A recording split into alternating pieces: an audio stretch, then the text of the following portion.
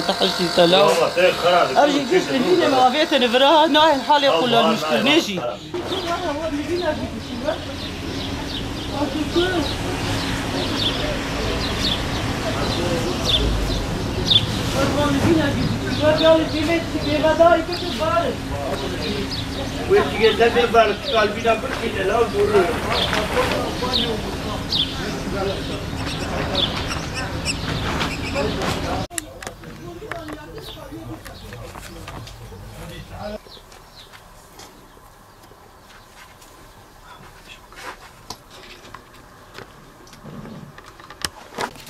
بطلت الرحمنا وقمرت قحري برون زان تشكي بيجي وين كيف فلك ما تقارن ويا منوش تعزياتنا بكا قدماشي شو قدماشي شو بروانات شو تلفزيون شو تشنما ام بيش دقاده ابو يتسرمد بكاتام بقو ام هر وان مديش كا خلاص كن او جي شيء هم وين اودي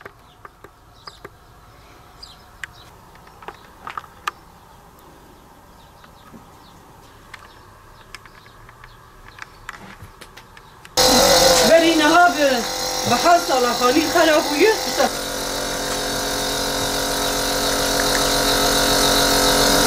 من رحمت کرو ام چوبون روزا سوني ام هاتن جيان مالي جباران شيكي وحد قي خدي تعالى ميعاد ما تمام نكربو ما مولد خلاص نكرم هات ام هاتن تبدا هات خوار نا تلفزيون ما نا بوزدولابي ما نا پروانه ما تشنا محتا دفتري لاوك تبدا الحمد لله ام قرطال مجبون وخدي طالع دولتي سرسري مكيب نك الخاني شو هيك الدرد بلا خاني الحمد لله وخدي طالع ام بيلا كامل لو كما بسلامتي قرطال مجبون ما لا خدي حزار اليابا ما مودا ما خدي دولة شواتك اوزار فاطمه لا والحمد لله من باش خاني خرب ويتشتق من نهاتيه خدي تعالى ما ستران دولا قناشت عزيا ما تكواب ونامي حرس يجيت بند بمانا مزلامي من خصانه لا ما رنجيه دخوينه ارج فيردتي وجورده هاتو اما هات شبون تعزيا خاني قرمو كد فاون حالي ما تبيني بحالي ما تشحاله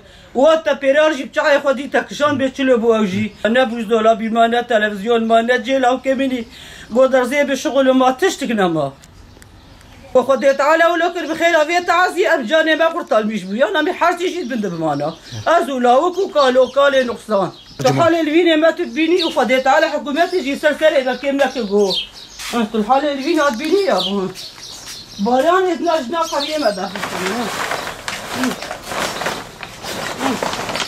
حالة الفيني بنا حالة ما بنا بكاوي تشلو تشيبي بيتشابي بابي بيبي تشيب كجوانا مزانه. Ben şu anda KPSS'ye çalışıyorum. Beden eğitimi mezunuyum. Arkadaşlar falan aradı. Şenyurt'tan su falan bastı dediler. Ondan sonra eve bir geldim. Ne ev kalmış, ne oda, ne çalışma odası. Yani ne bileyim yani. Ne ders çalışabiliyoruz, ne bir şey kaldı. Hiçbir şey kalmadı burada. Alan zaten benim ders çalışma alanım. Allah'tan o saatte zaten burada ders çalışmıyordum. Taziyeye falan gitmiştik. O zaman da zaten biz evde değildik. Ya zaten o zaman yani bilmiyorum yani altında kalsaydık ne olurdu? Allah büyük.